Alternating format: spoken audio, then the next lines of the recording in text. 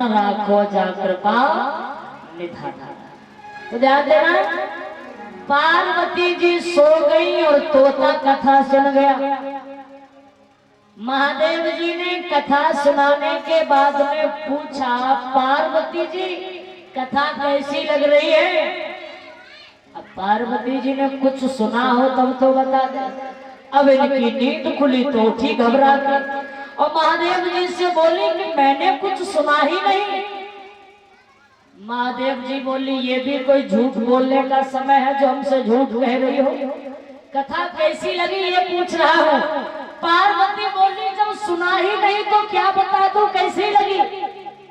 महादेव जी ने कहा, सच कह रही हो? पार्वती बोली, मैं तो तब से सो रही हूँ, मैंने कुछ नहीं सुना। महादेव जी ने कहा, अगर कथा तुमने नहीं सुनी तो फिर कथा सुनी किसने? फूकरा कौन दे रहा था? आवाज कौन दे रहा था? पार्वती बोली, हमें कुछ नहीं मालूम, हम तो तब से सो रही हैं। और महादेव जी समझ गए कथा कोई दूसरा सुन गया।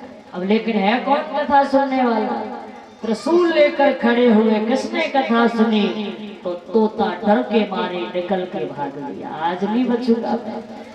पड़ गए भोलेनाथ उसके पीछे, छोड़ूंगा नहीं, ठहरो तुम्हें मार के छोड़ूंगा। तोता तीनों लोकों में भागा पर महादेव जी ने उसको कहीं पर भी ठहरने नहीं दिया। रास्ते में मिल गए, समझ जाओ नारद जी। कहाँ जा रहे हो? तोता बोला, आज बचा लो, आज मैं जिंदा नहीं बचूंगा। क्यों? अरे महादेव जी तो हाथ धो के पीछे पड़ गए मेरे, हाथ छोड़ेंगे नहीं वो हमें। तोता से नारद जी बोले, तुम्हें कहीं यहाँ स्थान मिलेगा नहीं, तुम यहाँ कहाँ भाग रहे हो? तो कहाँ जाओ? तुम वेद व्यास जी के घर जाओ। तोता भागा, वेद व्यास जी के घर गया। वेद व्यास जी की पत्नी का नाम है उतिता, ये गर्भवती है। छमाई आई, मुंह फाड़ा छत पर खड़ी हुई थी। तो तोते ने सोचा यही दरवाजा अच्छा है, इसमें चला जाऊंगा तो 9 महीने के लिए तो बच ही जाऊंगा। तो तोते ने अपना शरीर वही छोड़ दिया और प्राण उतिता के गर्भ में प्रवेश हो गए। बोल गोविंद भगवान की। ये तो इसलिए गया था कि 9 महीने के लिए बच जाऊंगा। अब तो भोलेनाथ आशा लगा कर बैठ गए, आएगा 9 महीने बाद तब मार के जाऊंगा, छोड़ के नहीं जाऊंगा। तोते ने कहा, हमें अच्छा फंस गया। तो तोते ने सुना भोलेनाथ बोले 9 महीने बाद आएगा तब मारूंगा। तोता बोला, 9 महीने की बात करते हो, 9 साल तक बाहर नहीं आऊंगा। बैठे रहो, कब तक बैठे रहो, मेरा क्या जा रहा है? महादेव जी बोले, तो मेरा भी कुछ नहीं जा रहा, बैठा हूं मैं यहाँ। तोते ने चैलेंज कर दिया, 9 साल भी बाहर नहीं आऊंगा। महादेव जी बैठे हुए हैं, 6 महीने गुजर गए बैठे बैठे। वेद व्यास जी का आना हुआ, देखा महादेव जी को तो हाथ जोड़ के प्रणाम किया। अरे लोकीनाथ कैलाश पर्वत तक मेरे घर क्या कर रहे हैं?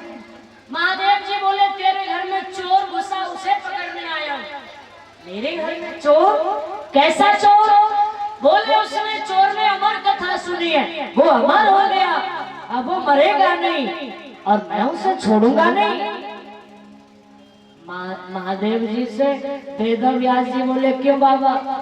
सवेरे सवेरे ज्यादा भांग तो नहीं पी ली तुमने, जो नशा बन नहीं रहा है? महादेव जी बोले, हाँ पीता तो हूँ पर होश रहता है मुझे। वेद व्यास जी ने कहा, होश है कहाँ तुम्हें? क्यों? अरे होश क्यों नहीं है? महादेव जी ने कहा तो वेद व्यास जी ने कहा, होश इसीलिए नहीं है, एक तो तुमने ये कहा कि वो अमर कथा सुन चुका है, अब वो कभी मरेगा ही नहीं, और दूसरी तरफ तुम कह रहे हो कि मैं उसे मार के छोड़ूंगा। तो तुम ही मुझे बता दो, जो व्यक्ति अमर हो गया है, क्या उसे तुम मार सकते हो? मार पाओगे उसे? अब महादेव जी को ध्यान आया, मैं तो उसे मार ही नहीं सकता, वो तो अमर ही हो गया। माथा ठोकर कहने लगे, यूं ही अपना समय बर्बाद कर दिया। त्रिशूल उठाया, डमरू उठाया और महादेव जी वहां से चले गए।